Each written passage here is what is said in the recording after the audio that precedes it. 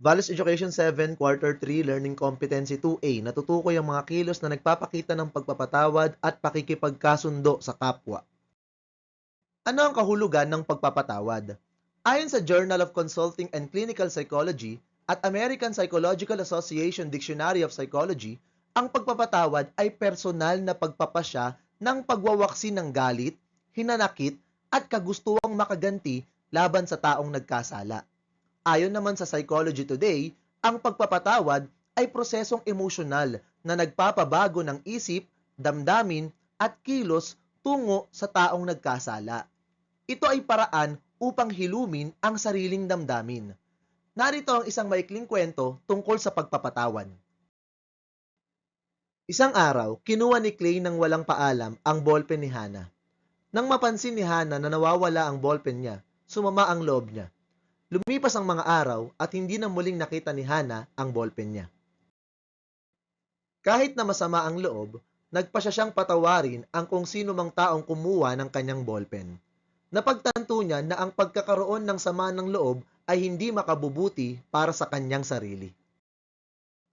Mapapansin natin sa kwento na si Hannah ay nagkaroon ng sariling pagpapasyang iwaksi o alisin ang galit, hinanakit o kahit anong negatibong emosyon laban sa taong nagkasala sa kanya. Bakit? Ito ay para sa kanyang sariling kapakanan o upang hilumin niya ang kanyang sariling damdamin. Iyan ang kahulugan ng pagpapatawad.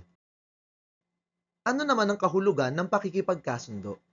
Ayon sa Psychology Today, ang pakikipagkasundo ay isang proseso kung saan ang dalawang tao o panig ay sinusubukang ayusin ang nasira nilang ugnayan o relasyon sa pamamagitan ng pangunawa, pagpapaumanhin at pagtitiwala. Kinakailangan dito ang pagsusumikap sa dalawang panig o tao. Hindi katulad ng pagpapatawad na maaaring gawin kahit ng isang tao o ng isang panig lang. Narito ang isang maikling kwento tungkol sa pakikipagkasundo. Naglalaro ang magkaibigang Vidar at Loki, kasama ang aso nitong si Fenrir. Dala ng kakulitan, sinipa ni Vidar ang aso. Labis itong ikinagalit ni Loki at napagpasyang iuwi si Fenrir upang gamutin. Lumipas ang mga araw, ngunit patuloy ang galit ni Loki kay Vidar. Isang araw, kumatok si Vidar sa bahay ni Loki. Nakita ni Loki ang sinseridad sa mukha ni Vidar at naramdaman niyang humihingi ito ng tawad. Nangako si Vidar na hindi na uulitin pa ang ginawa. Humingi rin ng tawad si Loki sa kanyang naging reaksyon. Dahil dito, nagkasundo sila at muling naglaro ng masaya kasama si Fenrir. Sa pakikipagkasundo, makikita natin ang presensya ng paghingi at pagbibigay ng paumanhin ng dalawang panig. At ito ay nilalakipan ng unawaan at pangangako sa isa't isa upang ayusin ang nasirang ugnayan o relasyon. Mahihinuhan natin dito na ang pagpapatawad at pakikipagkasundo ay hindi magkapareho. May mga pagkakataon na nagpapatawad tayo kahit hindi nakikipagkasundo. Ano nga ba ang pagkakaiba ng pagpapatawad at pakikipagkasundo? Ang pagpapatawad ay nakatuon sa pagpapakawala ng negatibong emosyon. Samantalang ang pakikipagkasundo nakatuon din sa pagpapakawala ng negatibong emosyon, subalit may layunin na ipanumbalik ang relasyon. Ang pagpapatawad ay maaaring mangyari kahit hindi humingi ng tawad ang nagkasala. Sa pakikipagkasundo naman, kailangan ng pagsusumikap ng taong nagkasala at ng taong ginawan ng kasalanan. Sa pagpapatawad, ang ugnayan o relasyon ay maaaring hindi maging maayos pagkatapos itong isagawa.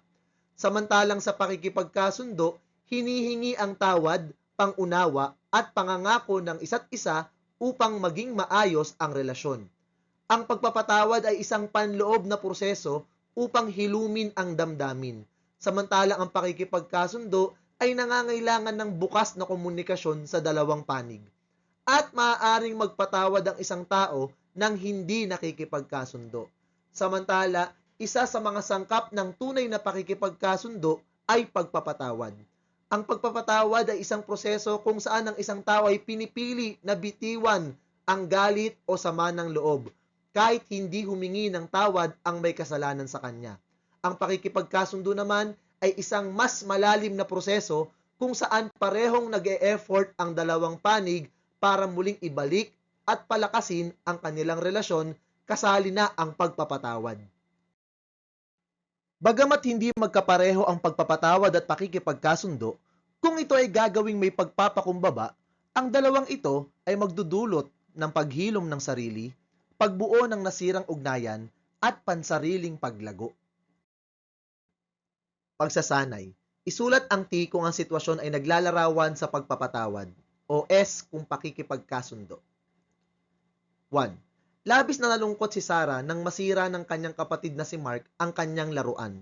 Sa paglipas ng panahon, nagpa siya si Sarah na alisin ang kanyang lungkot at sama ng loob na nararamdaman sa kapatid kahit na hindi ito humingi ng tawad sa kanya. 2. Aksidenteng natapunan ni Carl ng tubig ang assignment ni Mia. Agad siyang humingi ng paumanhin at napatawad siya ni Mia. Pagkatapos, pinagtulungan nilang ayusin ang nasirang assignment at dahil dito, naging mas matatag ang kanilang pagkakaibigan. Number 3. Nainis si Liz sa kanyang kamag-aral na si Rachel dahil sa pagpapakalat nito ng chismis tungkol sa kanya. Pinatawad niya ang kamag-aral, subalit ayaw na niyang makipagkaibigan dito. Number 4. Tinanggap na ni Bebelyn sa kanyang puso na hindi na siya mababayaran pa ni Nenelyn sa mga utang nito, subalit nagpasya rin siya na hindi na muling magpapautang sa kanya kahit kailan. Number 5. Nagalit si Jai sa kanyang anak na si Kai dahil sa hindi nito pagtulong sa gawaing bahay. Agad na humingi ng paumanhin si Kai at ipinaliwanag naman ni Jai ang dahilan ng kanyang galit. Gumaan ang pakiramdam ng isa't isa at magkasama na lang ginawa ang paglilinis ng bahay. At dyan po nagtatapos ang ating aralin sa araw na ito. Naway may natutuhan po kayo. Salamat sa panonood at pakikinig. Paalam!